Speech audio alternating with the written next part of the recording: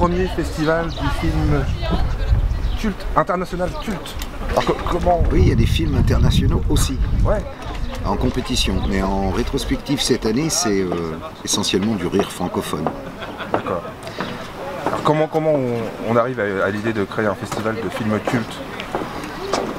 Écoute ça, l'origine de l'idée, on se pose encore des questions sur comment on a fait. En fait, à l'origine, c'est le maire de Trouville qui nous a dit, quand je dis nous, c'est Daisy et moi, mon épouse et moi, vous n'avez pas une idée, vous qui êtes des rigolos, pour Trouville?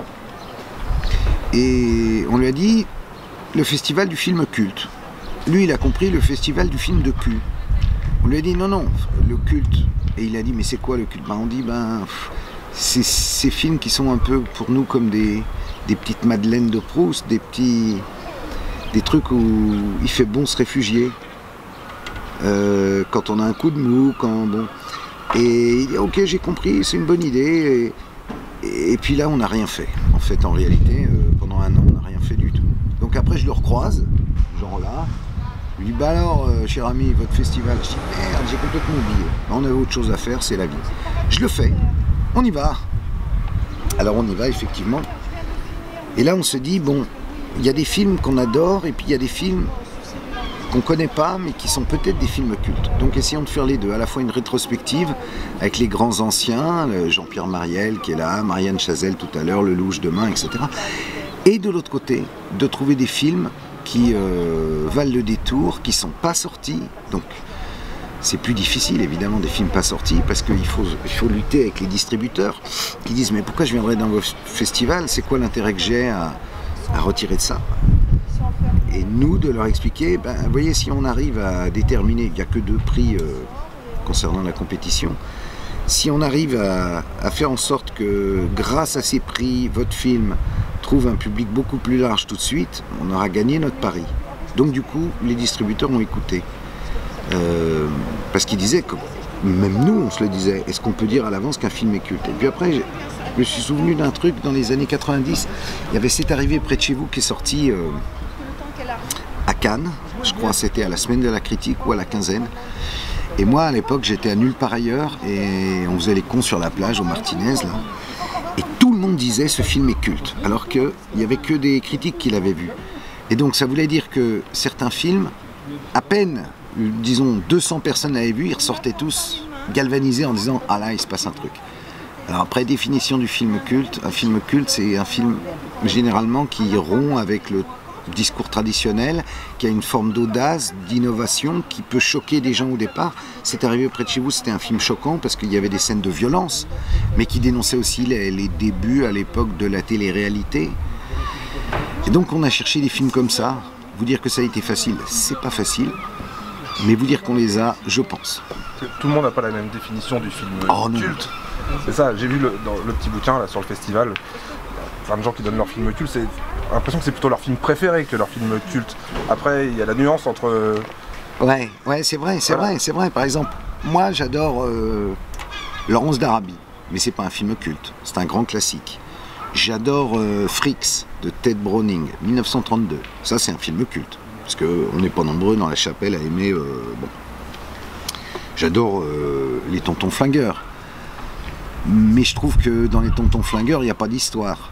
Donc ça me choque un petit peu. Mais en même temps, c'est culte. Donc, j'adore Le Père Noël est une ordure, mais je trouve que c'est parfois un peu long. Bon, après, c'est chacun, en fait. Mais ce qui est important, c'est pas ce qui divise, ce qui est important, surtout aujourd'hui, je crois, c'est ce qui réunit. Et si des gens se réunissent autour d'un grand film, et sont heureux, comme hier soir, c'était très, très beau. Il y avait les Galettes de Pont-Aven. Dans la salle, il y avait des gens qui l'avaient déjà vu 57 fois, d'autres gens qui l'avaient jamais vu. Ce qui est beau, c'est qu'à la fin, les gens se sont levés, ils ont applaudi pendant, je sais pas, 10 minutes Mariel et Seria, le réalisateur, et Jean-Pierre Mariel, donc l'acteur, et même Jeanne Goupil, qui joue dans le film, qui à l'époque a 16 ans, qui là doit donc, c'était il y a 40 ans, en avoir, j'en déduis 56. Et il y avait de leur part, du public, une ferveur et une tendresse pour Jean-Pierre Mariel. C'était formidable, voilà. Donc là, on s'est dit, ah, là, il se passe quelque chose. Maintenant, en fait, vraiment, si on réussit à obtenir des salles en plus, des spectateurs en plus à des films qui, normalement, auraient une vie assez courte, on a réussi, quoi. Paris. Je fume, hein, tu t'en fous. Mais pas la télé, là. Non. Sur Internet, on fait ce qu'on veut. Ouais, putain, c'est cool. Pour le moment. Oh bah non, mais comment veux-tu attends, ils peuvent essayer. On est tranquille. Voilà, exactement. Non, le choix d'hier, il était parfait, le choix d'hier soir. Voilà, c'est un film culte, c'est des répliques cultes. Tu sais, Laurent Baffy, après, il a passé les clés de bagnole. Ouais. Après...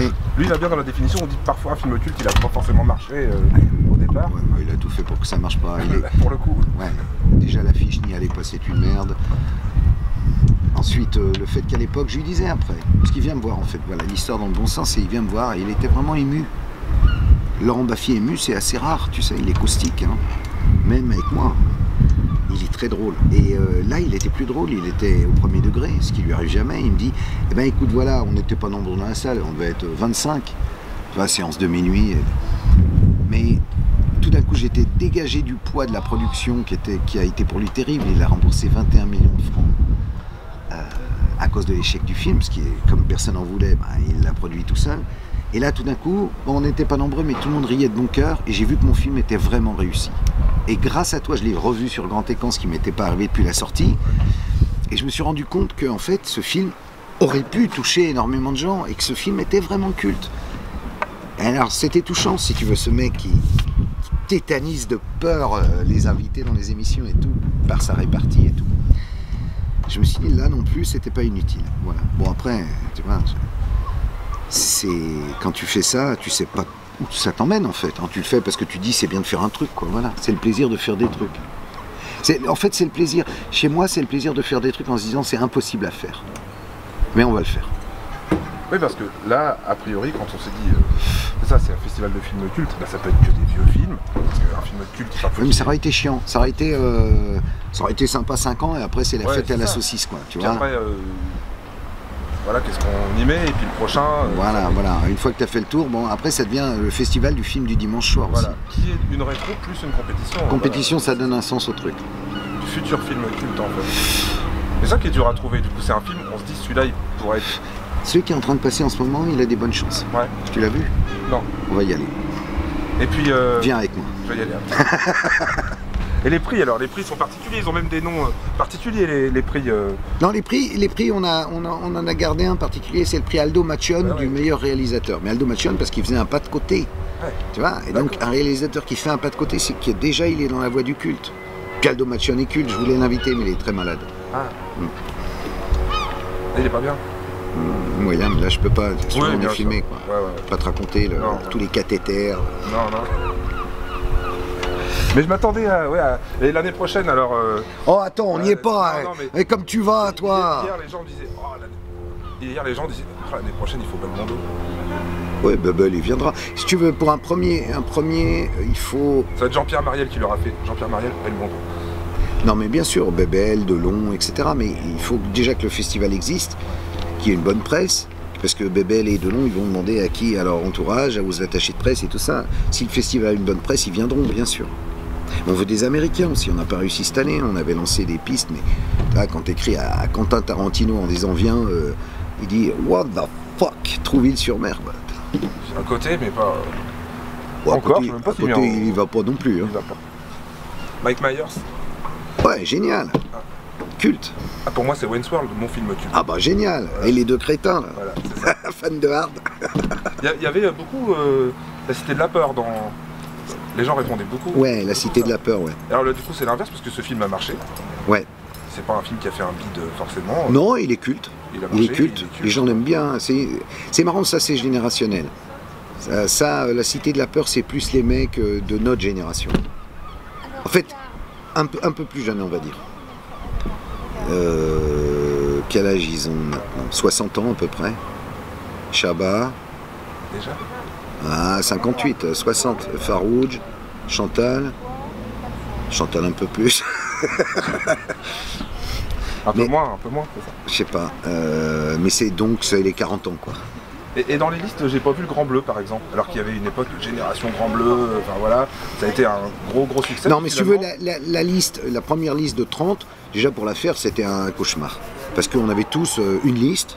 En fait, j'ai dit à chacun, faites une liste, on va comparer les listes. en me disant il y aura quand même des... Ça se croisait pas du tout. Donc on a fait 10 listes, il y avait 300 films. Super. Ah, bien. Bravo les mecs.